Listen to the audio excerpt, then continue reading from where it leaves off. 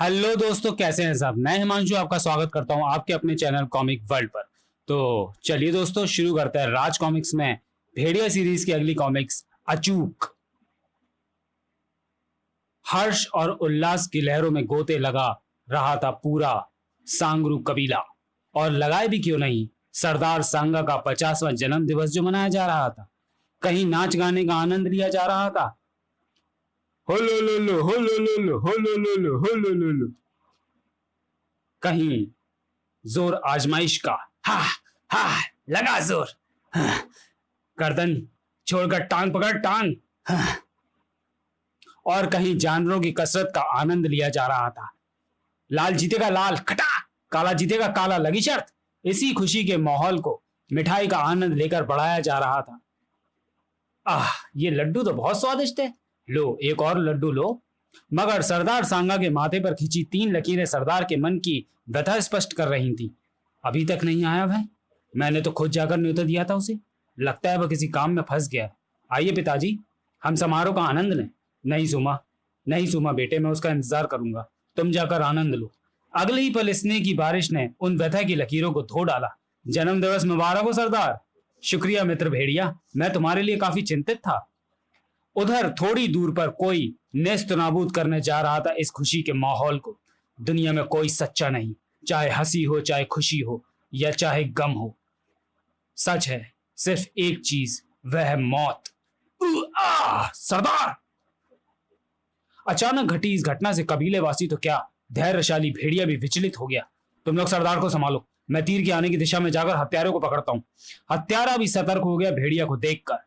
वह इसी ओर भागा चला आ रहा है। यहां से निकल जाना चाहिए। मुझे भी सावधान रहना होगा, अन्यथा उसका अगला निशाना मैं भी हो सकता हूं। लगता है अब तो इसे भी सबक सिखाना ही पड़ेगा। मानो भेड़िया ने हवा में ही तीर की आवाज को सुन लिया था मगर आह, तो मेरा अंदाजा सही निकला और बहुत फुर्तीला है। ओह बहुत फुर्तीला है ये, नहीं तो उसका दिल 2 तरफ से खोल देता मेरा तीर। चलो एक बार और। लेकिन भेड़िया उसे दूसरा बार करने देता तो ही वो कुछ कर पाता। नहीं। बोल कौन है तू, और तूने सरदार को क्यों मारा? था। अगर जान प्यारी है तो सच बोल। बोल नहीं तो मैं तेरे हलक में हाथ डालकर मैं खुद सच्चाई को बाहर निकाल लूंगा। भाग आई। तुरंत ही बड़े विचित्र ढंग से हत्यारे ने भेड़िया को जवाब दिया। किसी में इतना दम नहीं जो मुझसे मेरी असलियत पूछे, मगर हां, आज तुझे तेरी असलियत का अंदाजा जरूर हो जाएगा। मेरी नहीं, अपनी फिक्र कर नादान, क्योंकि आज के बाद तू खुद अपने आप को नहीं पहचान पाएगा, और फिर तेरी गिनती ना आदमियों में होगी और ना ही जानवरों में। आई, मगर तेरा अंग तेरी असलियत की पहचान जरूर देगा। उफ, मेरी पीठ चटाक। अब मुझे हथियार समेत इस हत्यारों को सांगरू कबीले ले चलना चाहिए। मगर भेड़िया की उम्मीद से कहीं ज्यादा शातिर निकला वह हत्यारा। मैंने कहा था ना कि मेरी असलियत कोई नहीं जान सकता। चटाक। मेरा सिर। साथ ही हत्यारे को भागने का मौका मिल गया। जब भेड़िया को होश आया तो उसका शिकार उड़ चुका था। उफ, लगता है चिड़िया तोड़ गई। चलो फिर कभी सही, पहले तो मुझे कबीले जाकर सरदार सांगा का हाल पूछना चाहिए। ओह, सरदार सांगा का तो अंतिम संस्कार किया जा रहा है, यानी कि मैं कई घंटे बेहोश रहा। पिता की अकस्मात मृत्यु ने व्याकुल सीमा के पास जा पहुंचा भेड़िया। नहीं सुमा, हिम्मत से काम लो। कबीले के भावी सरदार को रोना शोभा नहीं देता। इस तीर से ही मेरे पिताजी की हत्या की गई है, और यह धन लेकर हत्या करने वाले हत्यारे का तीर है। धन लेकर? झटका सा लगा भेड़िया के दिलो दिमाग पर। तुम चिंता ना करो सुमा, अगर ये हत्यारा पेशेवर हत्यारा है तब भी भेड़िया इस हत्यारे को जल्द पकड़कर खुद अपने हाथों से सजा देगा, ताकि भेड़िया का कानून तोड़ने वाले को पता तो चले कि भेड़िया शैतानों के साथ कैसा बर्ताव करता है। जल्दी ही फूजों की कुटिया में गुर गुर, मुझे जल्दी उस धनुर्धारी हत्यारे का पता चाहिए। गुर, वहां से निकलते हुए मुझे डर लग रहा है। गुर गुर, चुप डरपोक कहीं का। सुबह से शाम हुई, शाम से रात हुई। गुर, क्या कहीं दिखाई दिया वो हत्यारा? गुर गुर, नहीं। सारी रात ये खोजबीन का सिलसिला बिना रुके चलता रहा। अगले दिन किसी और कबीले में उसी पेशेवर हत्यारे ने अपना एक और कमाल कर दिखाया। देखा आपने हमारे बेटे का क्या हाल किया हत्यारे ने? छाती बीन डाली है मेरे फूल से बेटे की। तुम ठीक कहती हो, और यह तीर उसी हत्यारे का है जिसने सरदार सांगा की हत्या की थी। लेकिन उसकी हमारे बेटे से क्या दुश्मनी थी, और सरदार सांगा से भी क्या दुश्मनी थी, समझ में नहीं आता। मैं कुछ नहीं जानती। आप भी तो सरदार हैं, आपके पास 50 योद्धा हैं। मुझे मेरे बेटे के कातिल का कटा सिर चाहिए, ताकि मैं भी उसके सिर को कुचल कर अपने बेटे की मौत का बदला ले सकूं। तुम चिंता मत करो फांतू की माँ, छोड़ूंगा तो मैं भी उस नहीं उसे। अज्ञात भय से गिरे सरदार फंटूश ने अपने योद्धाओं को इकट्ठा किया। अगर वह हत्यारा यूं ही आजाद घूमता रहा तो एक दिन जाने अनजाने हम भी मारे जाएंगे। इसलिए हमें ही पहले कुछ करना चाहिए और उस हत्यारों को मौत के घाट उतार देना चाहिए। हम आपके साथ हैं सरदार, और हम आपके बेटे के हत्यारों को वो चाहे पताल में क्यों ना हो खोज लाएंगे। सरदार, हमें इसकी सूचना भेड़िया को भी देनी चाहिए। तुम ठीक कहते हो, इसकी सूचना भेड़िया को भी देनी पड़ेगी। भेड़िया को जब पता चला कि सरदार संगारू की कत्ल की कड़ी में एक कड़ी और जुड़ गई तो बौखला उठा वह। उसकी इतनी हिम्मत कि भेड़िया के क्षेत्र में आदमी अपनी मनमानी करता फिरे। मैं उसके टुकड़े टुकड़े कर दूंगा। परंतु भेड़िया, उसने ये दोनों हत्याएं करी क्यों, ये भी तो नहीं पता। आप चिंता ना करो सरदार फंटूश। जिस दिन उसकी गर्दन हाथों में होगी वह सब बताएगा। आप निश्चिंत रहें, मैं खुद इस हत्यारे की खोज कर रहा हूँ। लेकिन साथ ही सतर्क कर दो सारे कबीले वालों को, जिससे वो कोई और हत्या ना कर पाए। और इधर कोई अपना काम करके लौटा भेड़िया के पास, लेकिन बड़ी महंगी कीमत दे चुका था वो। गुर गुर, यह तीर तो मैं कहाँ लगा, यह भी उसी हत्यारे के तीर जैसा है। गुर, मैंने उस हत्यारे को घने जंगल में पाकर उस पर हमला किया, मगर उसने मुझे घायल। गुर, और फिर कुछ ना बता सका वो भेड़िया को। इस दुर्घटना ने भेड़िया के क्रोध की आग में मानो घी का काम किया था। खून उतर आया भेड़िया की आंखों में। अब इस जंगल की धरती पर तेरे दिन पूरे हुए दरिंदे। उधर भेड़िया मन में बदले का तूफान लिए हत्यारे की तलाश में चल दिया, और इधर एक अंधेरी गुफा में। शाबाश अचूक, तुमने उसे भी मारकर सही किया। वो तो मुझे करना ही था। नहीं, मेरा नाम अपने मुंह पर मत लाना। अब तो खामोशी के भी कान होते हैं। ठीक है, मैं चलता हूं, जाओ। लेकिन तुम्हें एक कत्ल और करना होगा। किसका, यह मैं समय आने पर बताऊंगा। इधर सरदार फंटूश बिगड़ रहा था अपने योद्धाओं पर। क्यों, आखिर क्यों नहीं ढूंढ पा रहे तुम उस हत्यारे को? वो क्या, खोजो उसे। इतने दिन हो गए हैं, इतने दिनों में तो वो यहां से भाग भी सकता है या फिर किसी और का भी खून कर सकता है। सरदार, मेरे दिमाग में एक बात है, क्यों ना हम पुराने बरगद वाले बाबा की मदद लें, क्योंकि उसे इस जंगल की हर घटना के बारे में पता होता है।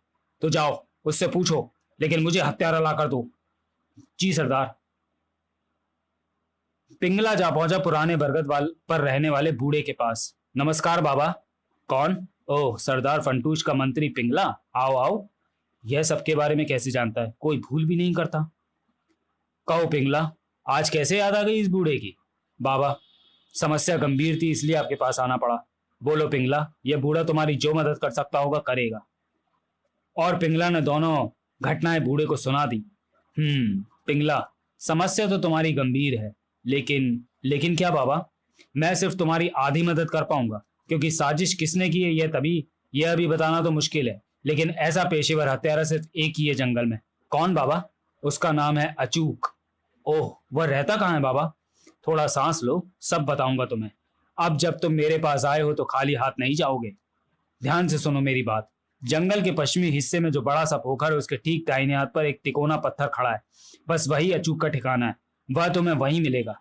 धन्यवाद बाबा, धन्यवाद। आप नहीं जानते आपने कितनी बड़ी समस्या हल कर दी हमारे सरदार की, क्योंकि हमारे लिए काम तो सुई ढूंढने जैसा था। धन्यवाद। ठीक ठीक है। पिंगला जोश के साथ चल पड़ा अचूक के ठिकाने की ओर। ठिकाने पर पहुंचकर पिंगला व उसके आदमी झाड़ियों में छुपकर अचूक का इंतजार करने लगे। आज अचूक को पकड़कर ही लौटेंगे हम। सरदार भी खुश होगा कि हमने उनके बेटे के हत्यारों को पकड़ लिया। 4-5 घंटे के पश्चात, अरे, ये झाड़ी के पीछे कौन योद्धा छुपे बैठे हैं? कहीं ये भेड़िया ने तो नहीं भेजे मुझे खोजने के लिए? कोई बात नहीं, बेचारे बेमौत मारे जाएंगे। अब तो सारा खेल ही उल्टा हो गया था। शिकारी खुद ही शिकार होने वाले थे। गले में ही घुट कर रह गई पिंगला के साथियों की आवाज। खच, खचाक, खच आई। तीनों साथियों को चित कर अचूक पिंगला पर झपटा। अचूक को पकड़ना कोई बच्चों का खेल नहीं है। अचूक, तुम्हारे तीनों साथी यमलोक पहुंच चुके हैं और अब तुम्हारी बारी है। पिंगला को भी अचूक ने मौत की नींद सुला दिया। अगले ही क्षण अचूक ने पिंगला को उठाया और कंधे पर डाल लिया। अब तो उसका भी इंतजाम करना ही पड़ेगा, लेकिन पहले इसकी लाश को गुफा में ले चलूं, कहीं वही सोचेंगे कि क्या करना है। गुफा में। ये कैसे उठा लाए हो अचूक? ओह, तुम भी आ गए। इसे मैं तुम्हारे लिए उठा कर लाया हूं, क्योंकि मैं तो इसे पहचानता ही नहीं। ये तो फंटूश का मंत्री पिंगला है, लेकिन इसे तुमने क्यों मारा?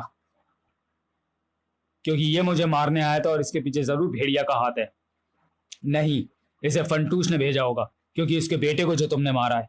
लेकिन सबसे बड़ी बात यह, तुम तक पहुंचा कैसे?